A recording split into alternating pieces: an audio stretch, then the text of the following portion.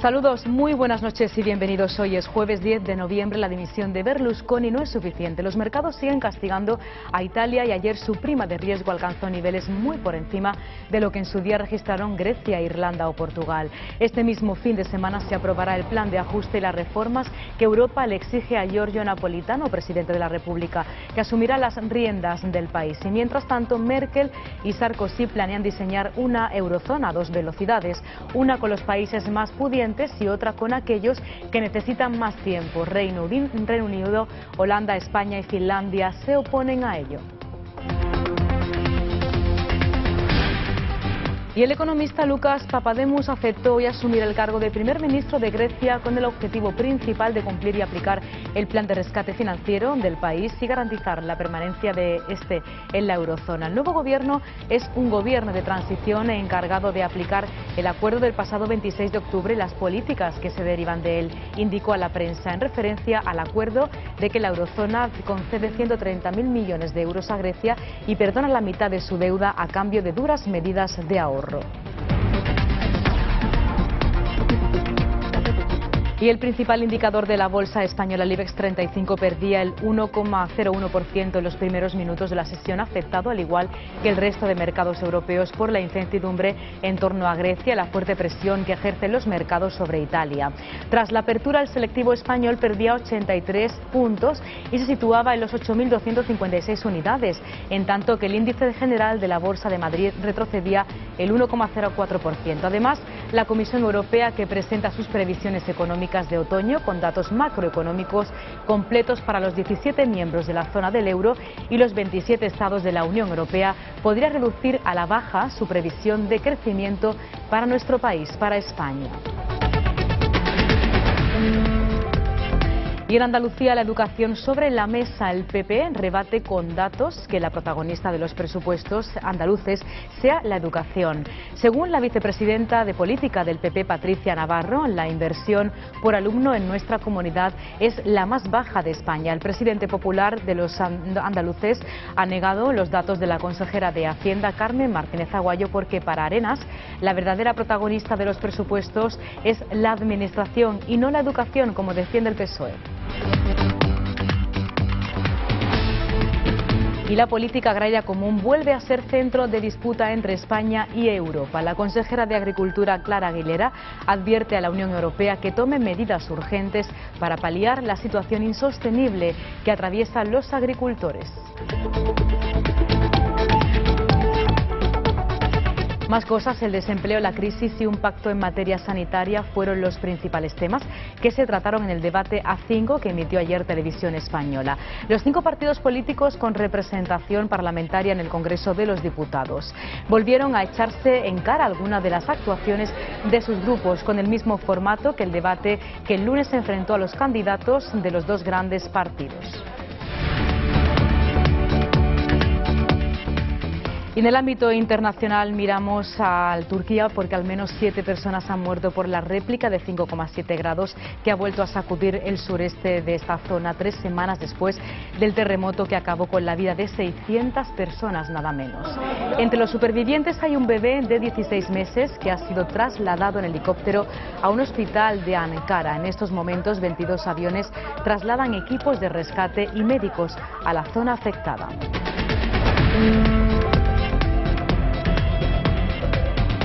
Les contamos más asuntos de inmediato, pero antes, por supuesto, tenemos que conocer de primera mano toda la actualidad deportiva que nos trae, como cada día, nuestro compañero Hugo Vaca. Muy buenas noches, Hugo. Buenas noches, Anabel. Y esta actualidad deportiva viene de Sandro Rosell. El presidente del Barcelona pretende que la Liga Española tenga 16 o a lo sumo 18 equipos. Esto va en contra de los intereses del Granada Club de Fútbol, que también tiene a Fabri, que está pidiendo apoyos a sus aficionados. Dani Benítez, preparado también para enfrentarse a su ex equipo, el Mallorca.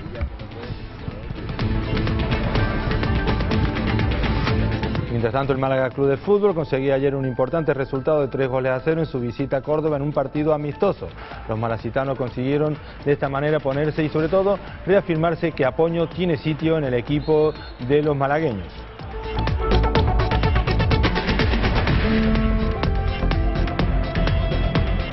Mientras tanto, el Almería de Lucas Alcaraz, que tiene partido este próximo fin de semana frente al Villarreal, ha entrenado en doble sesión. El entrenador tiene pocos efectivos, pero quiere tenerlo totalmente preparado y para eso ha hecho unas lesiones muy fuertes durante esta semana. Por su parte, el Unicaja de Málaga consiguió una importante victoria en la Liga Europea.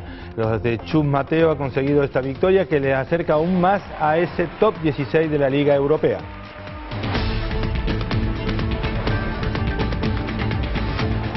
Se lo contamos más adelante, pero antes vamos a hacer un repaso por otros asuntos de este día.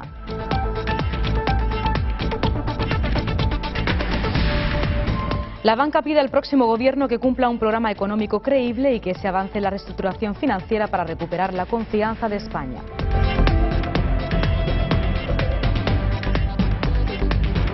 La venta de vivienda moderó su caída en septiembre al ascender un 28% respecto al mismo mes del año pasado, según los datos del INE.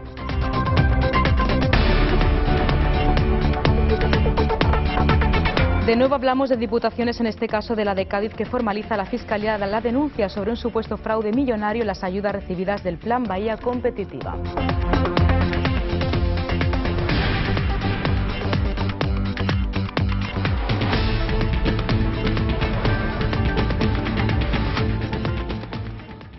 El desempleo, la crisis y un pacto en materia sanitaria fueron los principales asuntos que se trataron en el debate A5 que emitió ayer Televisión Española. Los 5 partidos políticos con representación parlamentaria en el Congreso de los Diputados volvieron a echarse en cara algunas de las actuaciones de sus grupos. Es un debate que va a seguir prácticamente... La crisis también ha sido la protagonista en el debate entre las 5 principales formaciones políticas que se ha celebrado esta noche. Un debate al que acudían el ministro de la Presidencia, Ramón Jáuregui, y el alcalde de Madrid, Alberto Ruiz Gallardón, que acompaña a Rajoy en el número 4 de la lista del PP por Madrid. Jáuregui no ha desaprovechado la ocasión para criticar al PP por los recortes sociales que hace donde gobierna. Es que sus palabras no tienen nada que ver con lo que está pasando en la educación. Hay una privatización encubierta y una degradación del servicio público educativo en la comunidad que ustedes gobiernan. Pero Gallardón ha defendido que su partido no tocará los que considera 3 pilares básicos del bienestar. El Partido Popular se compromete a que ni educación, ni sanidad, ni pensiones jamás sean afectadas por la crisis económica. El candidato de IU por Asturias, Gaspar Llamazares, cree sin embargo que la coincidencia de las políticas del PSOE y el PP están reduciendo el estado del bienestar a la mitad.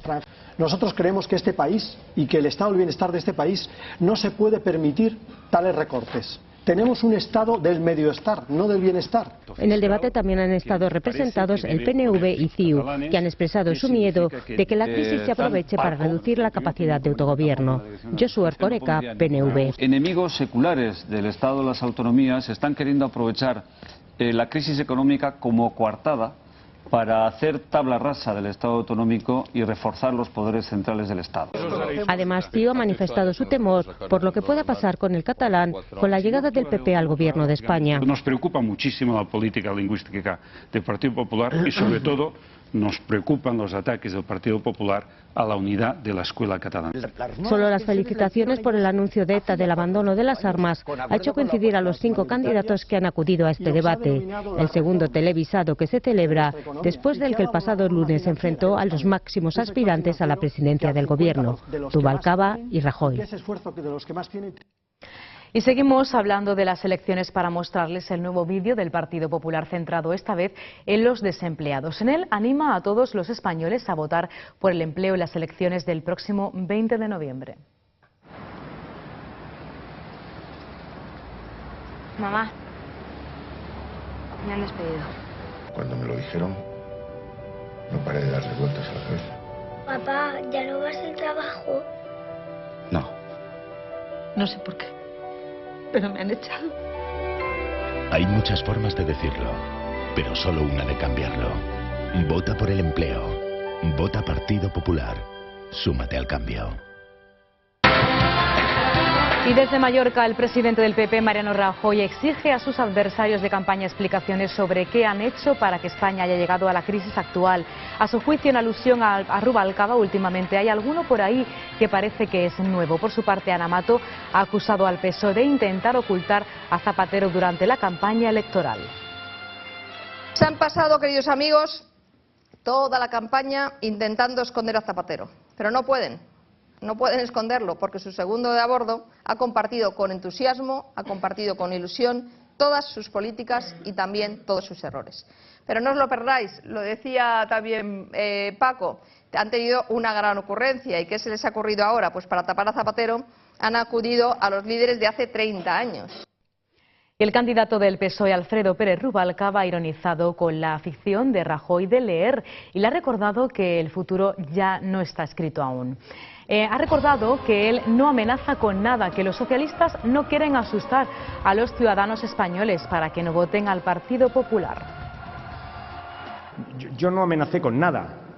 Los males del infierno están en su programa, en lo que pone sobre las prestaciones de desempleo, en lo que insinúa sobre los convenios laborales en las pequeñas y medianas empresas, en lo que no dice sobre la financiación de la sanidad pública. Ahí están los verdaderos males del infierno, son los de su programa electoral. Y todo vale para conseguir un voto, y el candidato de CiU, Josep Antoni Duran i Lleida, se lo ha tomado al pie de la letra. Baqueta en mano, ha hecho sonar enérgicamente una batería para asombro de sus simpatizantes. Algunos ya lo han bautizado como el Ringo Starr de la política catalana. Se dice que en campaña, como en el amor y en la guerra, todo vale. En campaña todo es admisible, un voto bien vale, como en este caso un solo de batería. Y es que antes de que quitaran el telón nadie podría imaginarse ver a un candidato nacionalista como Duran i Lleida subido a un escenario, agitando las baquetas y aporreando de forma enérgica y deslavazada bombos, tambores y platillos. Lo de menos es si la batería estaba o no afinada y el estilo musical del candidato catalán. Visto lo visto, no es de extrañar que los asistentes, asombrados ante semejante espectáculo, extrajeran sus móviles para inmortalizar el momento. Y la duda es, a tenor de la energía con la que Durán golpea los platillos con las baquetas e impone su ritmo, ¿se imaginaría quizá que le está dando al adversario? Que cada cual extraiga sus propias conclusiones. Lo cierto es que el vídeo del acontecimiento recorría la red en pocos minutos. Los mensajes han sido constantes y los hay hasta que ya han bautizado al candidato convergente como el Ringo Starr de la política catalana.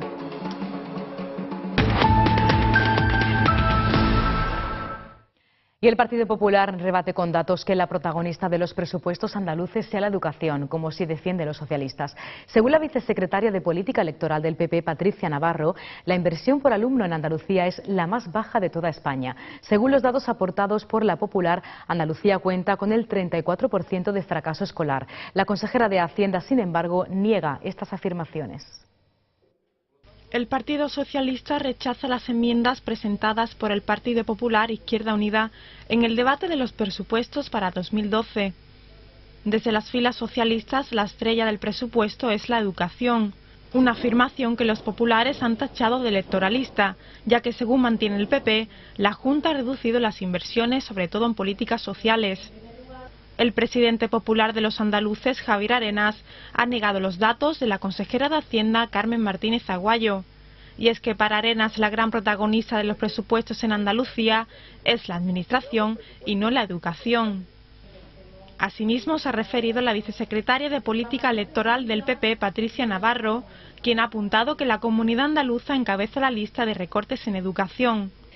El gobierno andaluz ha dicho por activa y por pasiva en numerosas ocasiones que la estrella de su acción de gobierno y por tanto también de su continuo presupuesto son las políticas sociales, y dentro de estas políticas sociales el corazón de esas políticas sociales son precisamente o es precisamente la educación.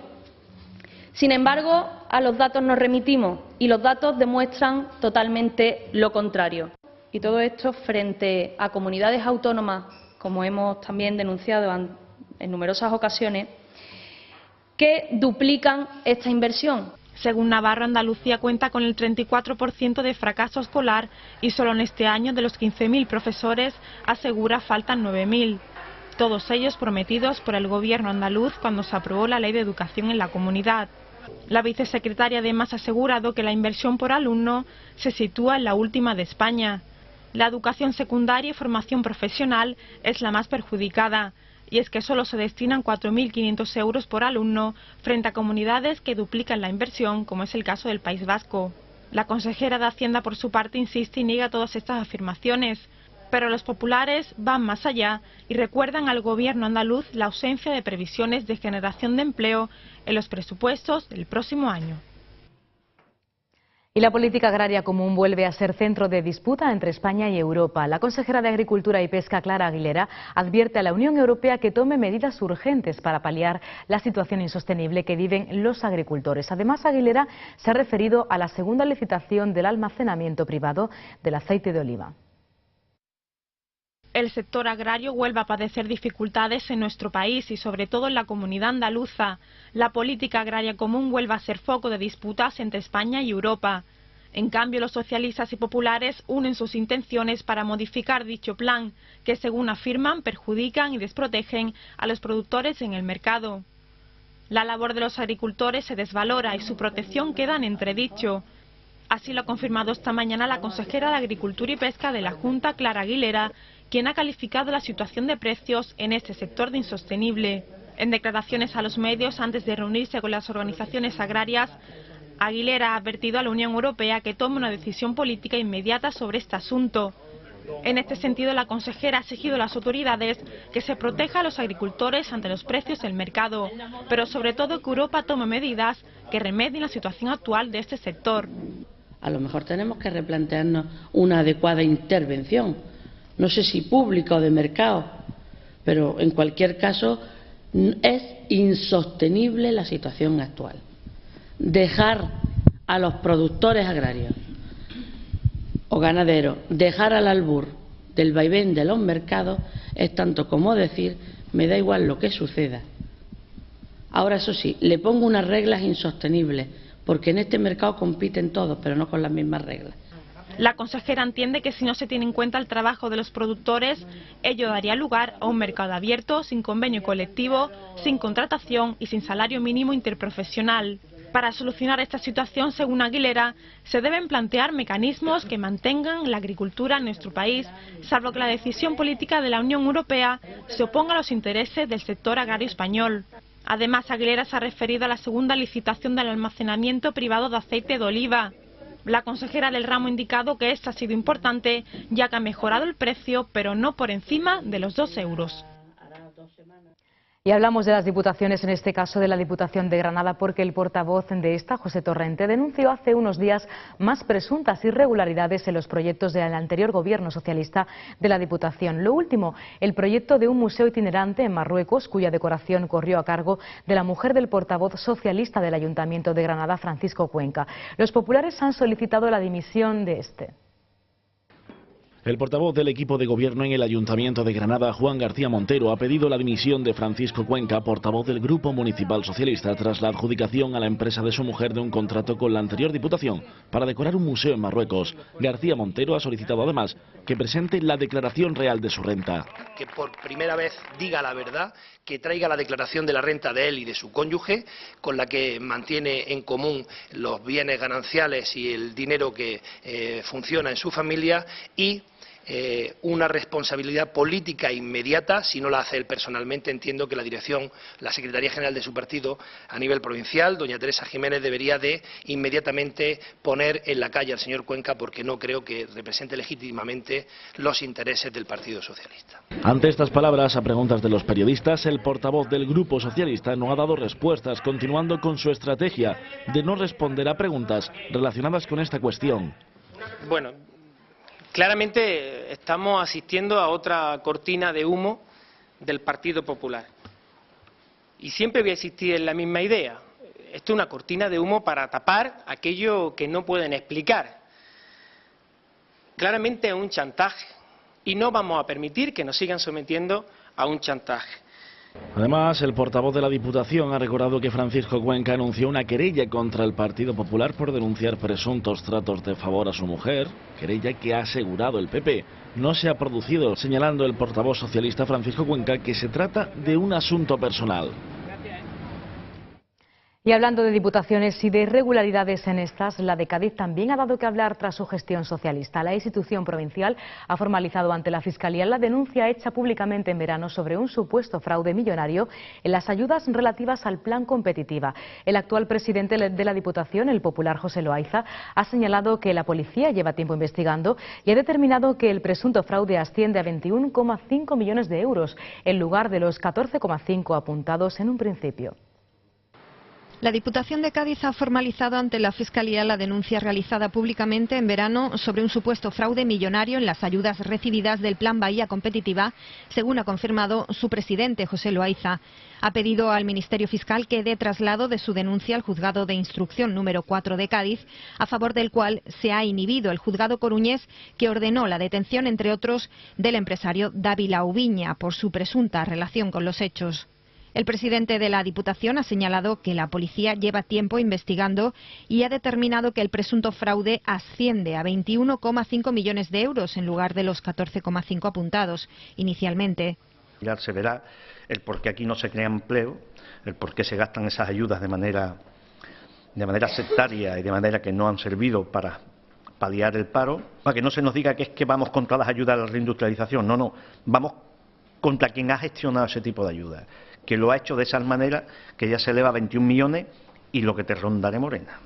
El consejero de Economía, Antonio Ávila, aseguraba en el Parlamento de Andalucía, en respuesta a pregunta realizada por el PP, que el Gobierno andaluz denunció supuesto fraude en el Plan Bahía Competitiva en abril pasado ante la Fiscalía y la Comisión de Blanqueo de Capitales del Banco de España. El presidente de la Diputación considera extraño que esta denuncia de la Junta no se hiciera pública, saltando toda la luz cuando el Gobierno popular de la institución provincial informaba el pasado verano.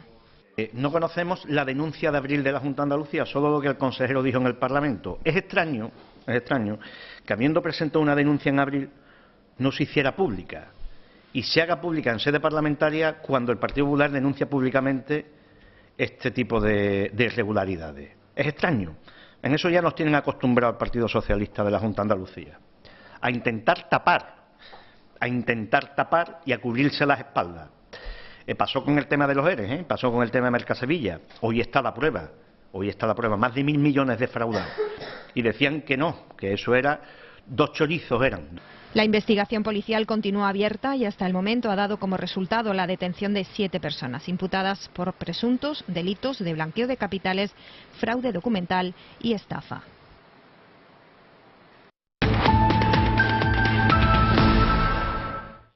Y la semana que viene se retomará el juicio sobre el caso de Marta del Castillo. Esta semana han quedado patentes y han quedado al descubierto más contradicciones y mentiras en los que han incurrido los principales imputados en este caso. En la sesión de ayer miércoles llegaron a anularse incluso algunas coartadas, como la de Javier García el Cuco, al que ninguno de sus amigos lograba ubicar entre las 8 de la tarde y las 10:30 de la noche del día de los hechos.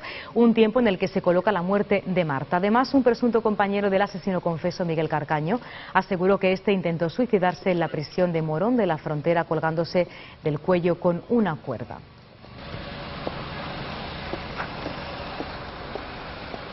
Bien, pues después de este informativo en el programa Andalucía Debate que conduce nuestro compañero Agustín Bravo, contaremos con la presencia del padre de Marta del Castillo, Antonio del Castillo, y el abuelo materno, Antonio Casanueva. Ambos visitarán el plató de esta casa en un programa monográfico sobre la desaparición y muerte de la joven sevillana. Será, sin duda, un programa de máximo interés informativo. Cambiamos ahora de asunto, miramos al hierro. Las burbujas y los estallidos bajo el mar han dado un paso a un nuevo escenario de absoluta tranquilidad que hace gala al nombre del Mar de las Calmas.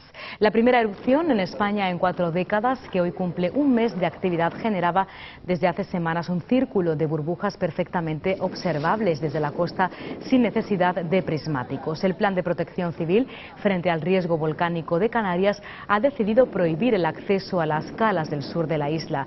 Se han detectado posibles gases tóxicos para el ser humano, medida que se ha tomado tras el incidente sufrido por un técnico mientras realizaba mediciones de monóxido de carbono en la zona.